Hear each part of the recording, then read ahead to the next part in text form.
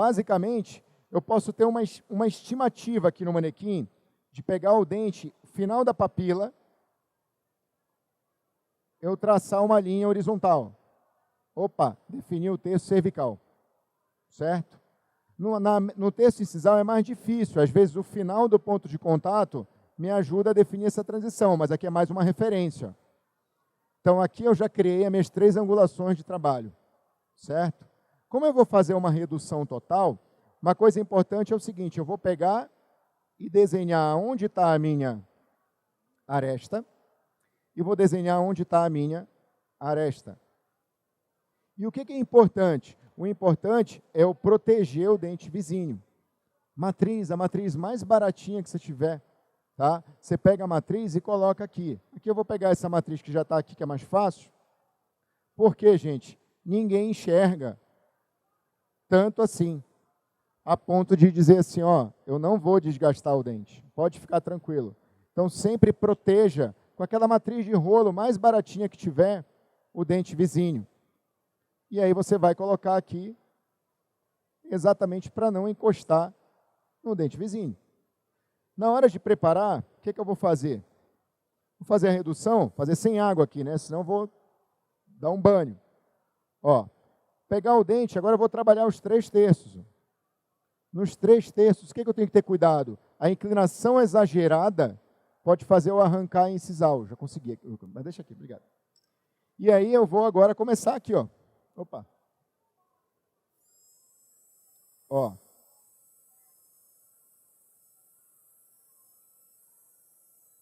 Eu vou de ponta a ponta. Toda caneta, todo equipamento, ele tem um sentido horário e anti-horário para você modificar. Você geralmente modifica aqui embaixo, tá? Então, por exemplo, da direita para a esquerda, às vezes está travando. Ah, Breno, qual é o movimento que você acha melhor de trabalhar? Tanto faz. Se você acha melhor fazer aqui assim, sem problema, tá? Só que se ela estiver travando, quando você estiver passando a broca com multiplicador, por exemplo, que a alta rotação não tem isso.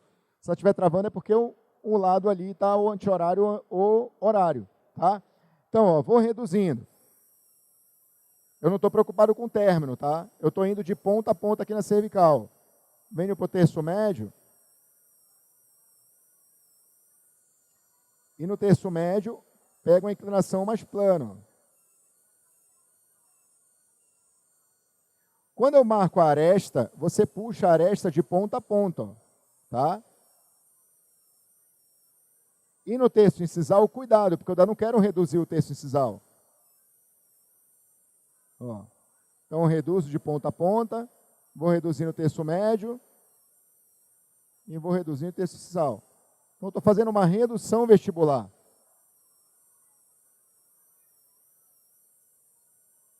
Não tem término ainda aqui. Parece que eu já desgastei muito, né? Mas isso que é o legal de você fazer guiado. Olha só que interessante. Vou colocar aqui o guia.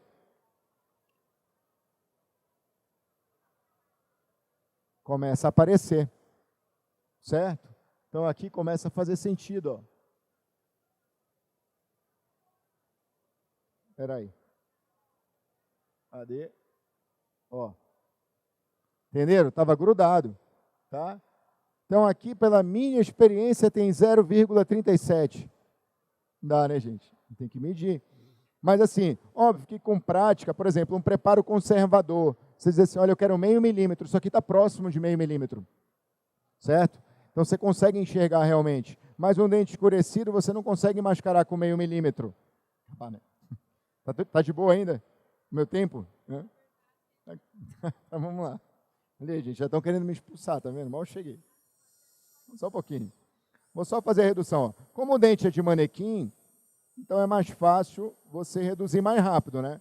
Ó, o cuidado na cervical de não invadir o tecido gengival, ó. Olha a preocupação, tá? E puxando de ponta a ponta. Como aqui tem um diastemazinho, mas é interessante você preparar, sempre protegendo o dente. Eu não estou fazendo com a 2135F porque é dente de manequim, eu faço também na boca, quando eu quero reduzir menos, tá? Ó. Na cervical, Na cervical já desgastei mais. Terço médio incisal não, tá vendo? Essa é a vantagem de você fazer com guia. Você tem um controle total disso. Então, já que na cervical já foi mais, começa a vir mais para cá para baixo, ó.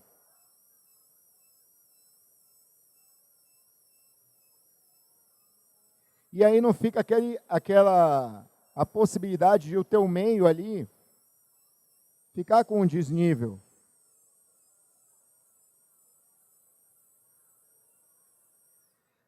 Está longe, obviamente, de você dizer assim, está pronto. Não, estou fazendo redução, é diferente. Tá? Ó. Certo? Então aqui você já começa a enxergar, aqui você já começa a enxergar o que eu quero. Tá? Bem, quando eu chego próximo de 1 milímetro, que é mais ou menos aqui, aí eu meço com sonda e tudo mais, eu vou me preocupar com o término. O que basicamente eu vou fazer? Coloco o outro lado também. É importante checar os dois lados, obviamente, para ver se eu estou desgastando igual, fazendo proporcionamento. Fazendo igual, certo? Por isso que é legal você fazer a redução inteira dos dois lados. E aí eu venho para a parte principal, sem dúvida nenhuma, aqui é o ponto-chave, que é o término. No término, o que basicamente eu vou fazer? No término, no motor elétrico, eu controlo mais o pé, eu não vou sentar o pé aqui, ó, assim, eu vou pisando mais leve, ó, e aí vou delimitar meu término. Então, nessa margem cervical, eu pego com a ponta da broca, da ponta, ó, e vou lá embaixo aqui, ó,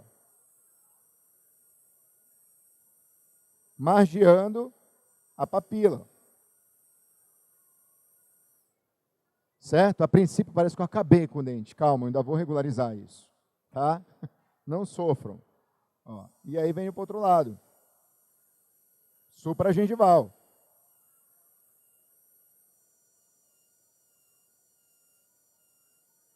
Ó.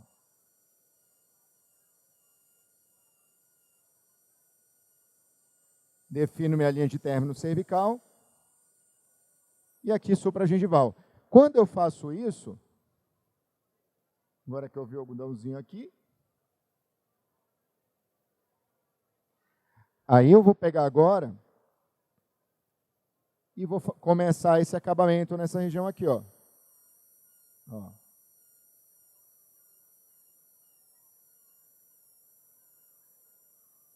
Essa região da papila é muito comum você deixar ela com interface. Você cimenta uma cerâmica, quando você olha de lado, quando o dente é amarelo, você vê a transição. Então, nessa região, você pega e aqui você vai reduzindo a medida da necessidade de você esconder a peça na papila. Tá? Não deixa ela superficial. O dentista erra muito isso aqui.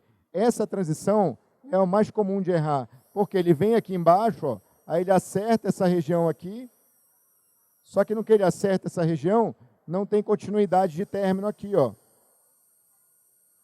E aqui precisa ter a continuidade do término. Tá? Ó. Mesma coisa do outro lado. Vou puxando aqui.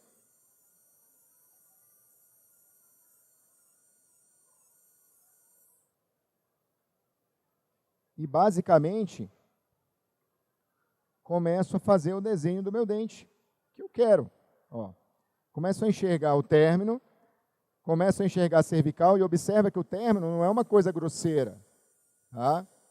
Ó. Você vai reduzindo e enxerga o que a gente costuma chamar de linha, tá? Que não precisa ser uma coisa grosseira. Para qualquer coisa, mesmo para o dente escurecido.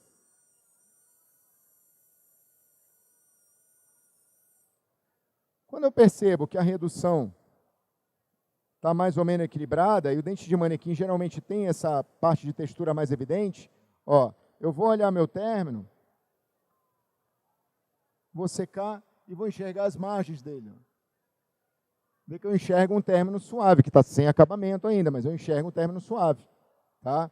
E aí eu começo a refinar, ó, com a pontinha. Agora eu preciso de uma velocidade mais controlada para fazer essas pontinhas aqui. Ó.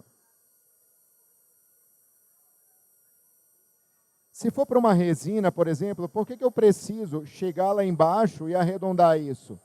Porque na resina, na hora que você joga resina de dentina e resina de esmalte, se você deixar isso aqui muito superficial, não tem espaço para resina de dentina. Fica duas manchas translúcidas na proximal. Tá?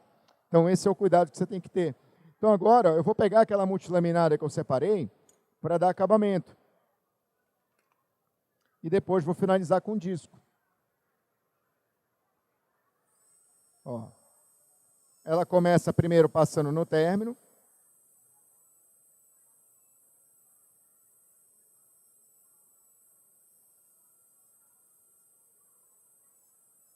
E você pode ir passando por todo o dente. Ó. Olha como ela vai dando lisura. Mais lisura.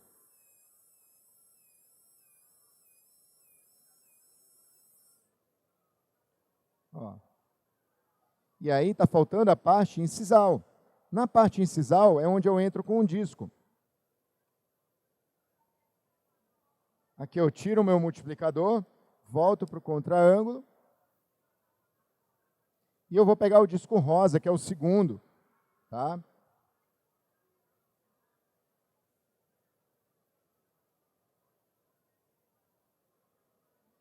Num dente escurecido, quando a incisal estiver envolvida, você precisa reconstruir ela, é interessante você reduzir.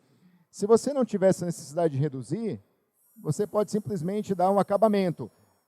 A borda incisal de um dente restaurado nunca vai ser a borda incisal de um esmalte natural. Então, essa borda incisal de um dente restaurado, ela acaba sendo levemente mais espessa. Isso é normal. O material não aguenta o que o esmalte aguenta, o que a natureza fez. Só que como é que eu reduzo essa borda incisal?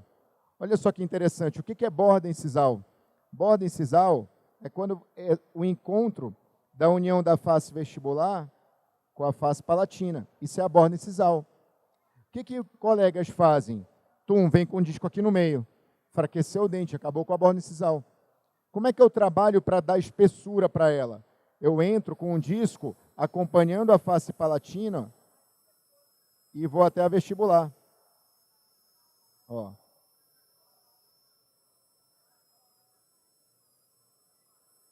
Ó.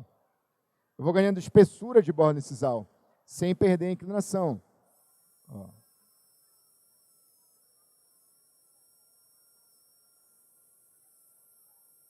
Ó, ela trabalha na palatina e vem ganhando a espessura. Olha só que interessante.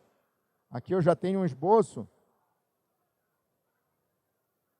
de uma nova borda incisal, que agora precisa acabamento nas margens ali. Ó. Mas olha como ganhou a espessura. Onde que está faltando ganhar a espessura? Aqui na proximal. Ó. Ó. Já ganhou mais espessura. Agora aqui na outra proximal. Entenderam o sentido de trabalhar da palatina para vestibular? Tá? Bem, aí basicamente eu posso pegar o disco, se eu perceber que não tem alguma lisura, se tem alguma irregularidade, e passar ele na vestibular também. Ó. Também é uma opção. Não costumo fazer muito isso não, mas às vezes fica irregularidade na hora de fazer o preparo, e aí você pode ter esse problema. O que geralmente você finaliza um preparo? Interproximal, você pode pegar a lixinha, e também não é para romper ponto de contato, mas é para arredondar essa parte do término. Eu falei para vocês que essa parte, ela é perigosa para ficar aqui uma pontinha, que o laboratório, por exemplo, não vai ver essa pontinha. Então, ó, você vem com a tira e arredonda ela. Não é para você entrar lá no ponto de contato. Se entrar no ponto de contato, você vai criar diastema. Tá? É para trabalhar o arredondamento da ameia incisal. Tá? E aí você vai deixando o dente todo levemente arredondado. Ó, se eu quisesse fazer aqui uma última redução, simplesmente só por capricho de deixar mais arredondadinho, eu venho e crio essa linha aqui. Ó. Tá? E aí, basicamente, eu vou checar o meu preparo. Aqui, certeza que eu tenho espaço suficiente para fazer a minha cerâmica. Ou fazer a minha resina num dente escurecido. Entenderam? Isso é fazer um preparo guiado. Ou seja, Breno, eu não estou enxergando o término aí. Será que não? Então vamos ver. Ó.